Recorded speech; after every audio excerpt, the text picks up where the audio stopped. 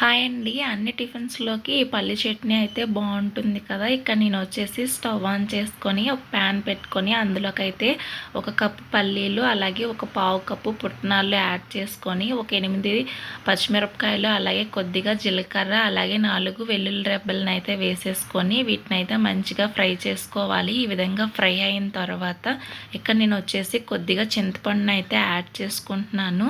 ఈ విధంగా ఫ్రై అయితే సరిపోతుంది. వీటినైతే ఒక ప్లేట్లోకి అయితే వేసేసుకొని పూర్తిగా చల్లగా అవ్వనివ్వాలి. ఇదే ప్యాన్లో ఇక్కడ నేను వచ్చేసి కొద్దిగా ఆయిల్ యాడ్ చేసేసి ఆవాలు, జీలకర్ర, అలాగే శనగపప్పు, ఎండుమిరపకాయలు, కరివేపాకు అయితే వేసేసి తాలింపు పెట్టేసుకున్నాను. ఇక్కడ వీటిని అయితే ఒక మిక్సీ గిన్నెలో వేసేసి కొద్దిగా సాల్ట్ వేసేసి ఒకసారి ఈ విధంగా గ్రైండ్ చేసుకున్న తర్వాత కొద్దిగా వాటర్ని అయితే పోసుకొని ఈ విధంగా గ్రైండ్ చేసేసుకున్నాను. ఇక్కడ నేను వచ్చేసి ఇలా గ్రైండ్ చేసుకున్న తర్వాత ఈ తాలింపుని అయితే ఈ చట్నీలోకి వేసేసాను.